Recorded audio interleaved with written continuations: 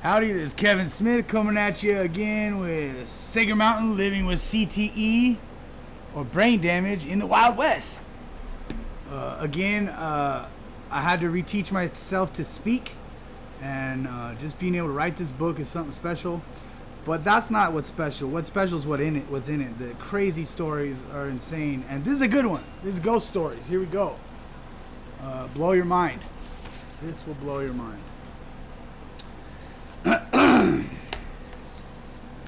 Wendy has an acquaintance with the same last name, Smith, no relation. Her daughter was having her first baby. At the time, we're having a yard sale at my office to get rid of a house full of crap that was left over after an escrow. It was good to drum up business at the time, and we got stuck with tons of furniture, so it seemed like a win-win. So Wendy's friend brought by some really nice hand-carved, Western-looking antique baby furniture. There was a rocker, a crib, a bassinet, and a high chair. She said her daughter didn't like it and to just get rid of it for whatever Wendy could get, which seemed strange as the furniture was really cool. We had the furniture in the yard sale, and on the first day, this guy showed up and became really possessive over the bassinet. He offered Wendy less than she wanted to get and was forceful and rude, so of course Wendy asked him to leave, threw him out. She threw him out.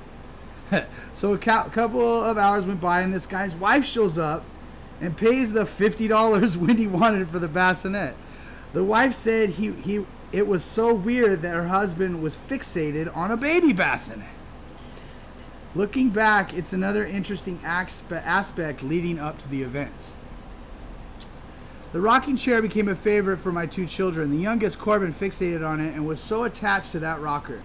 At the time, we figured it was because it was a perfect size for his age. After a few weeks of the boys fighting over the rocker, Wendy decided to put it away in the office at the end of our little office building. So she thought that would do it, but it did not. For the next few days, that office became the new playroom for Corbin and his older brother Aiden. At the same time, Corbin had developed an imaginary friend. We had thought this was something he was doing as we lived rural without many other kids around, so we didn't put anything together.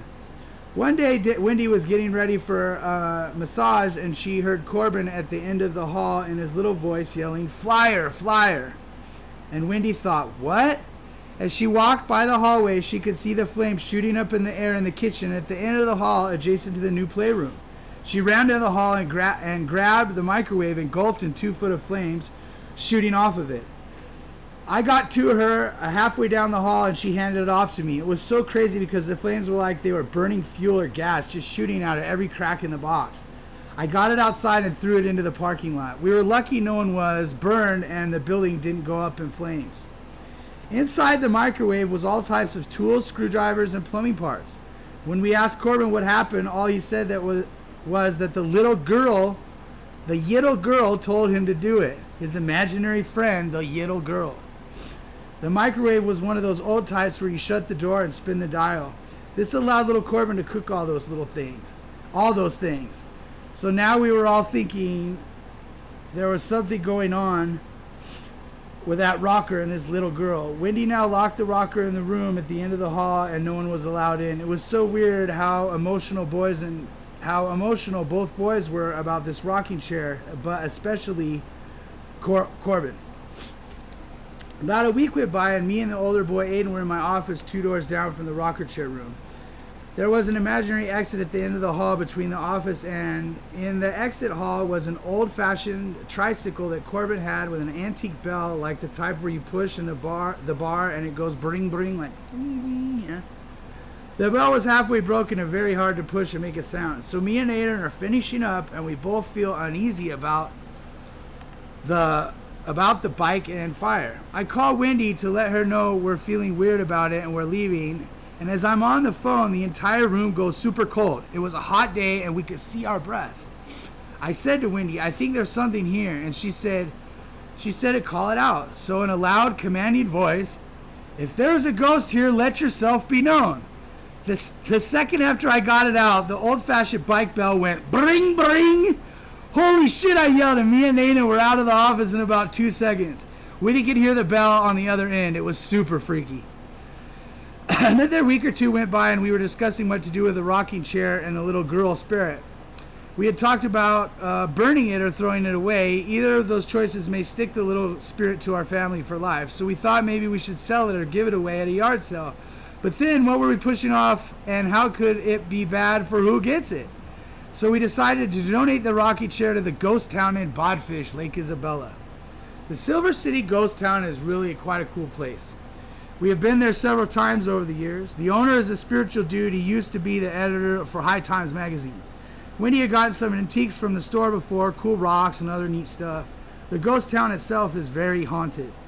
There are pictures inside that people have taken over the years with actual apparitions in the pictures. I can remember the one they had on the wall, and this couple is taking a selfie, and behind them and to the left a bit is a ghosty lady in an Old West dress. Lots of pictures of orbs and other oddities. This guy has a piece of amethyst a little smaller than his fist, and solidified and preserved in the middle of the rock is water from who knows how long ago. That's really cool. He doesn't show that off to everyone. But the Silver City Ghost Town is a must-see if you're in Lake Isabella. This is so this time we weren't picking up but dropping off.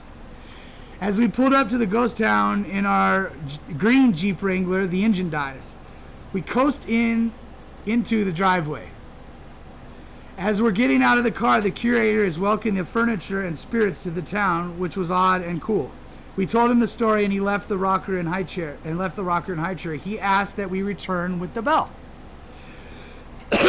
So flash forward a couple years, and we noticed the trippy cat that seemed to disappear and then reappear as we were driving by the ghost town. After the incident, we were and still are careful about visiting and bringing something home, so we were cautious when we stopped. The store and ghost town were closed, so we got out and were checking out this cat. It was jumping through the ghost town door, which had jail-type bars, onto a table. The weirdest part was that in the mid-air, the cat was doing a 90-degree turn in mid-air, then hit the table. Ran back around and did it again, like a kid on a swing. To this day, I don't know what was turning that cat in mid-air, but the cat was having fun with it. After a few times, the cat walked back in the ghost town. We sat at the front. We said at that point we need to get that bell to the curator. A few days later, we dropped the bell off. We actually stopped to drop it off and met the son of the owner or curator. The son started to tell Wendy that they recently had the show Ghost Hunters or Adventures or something at the town, and that he started telling us our story. Wendy stopped him and said, "Wait, that's our story, and we brought you the bell." He then began to tell us that they put the rocker in the back room where more of the children's stuff is. During the Ghost Hunters Adventure show, they were in the back telling our story of the bell and the fire while filming the rocker with some special ghost detecting camera. As they're telling the story, a child-sized stick figure walked into the frame, sat on the rocker, and it started to move. I guess. I haven't seen the show. I guess it was good for the show. We lived it, and I have to say that I am glad that little girl found a proper home.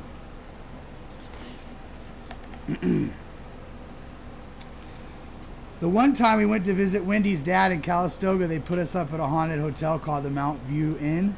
We didn't stay on the haunted side of the hotel, but went for a walk one night down the haunted hall. As we're walking, we felt like someone was right behind us. We would look back quickly like we were getting to catch someone. As we headed down the hall, we started to smell cigar smoke. It was strong and very weird, as there's no smoking like that anymore. We thought it was trippy, and later that evening we were out in the jacuzzi. The spa we were in happened to be in the yard below the window at the end of the hallway.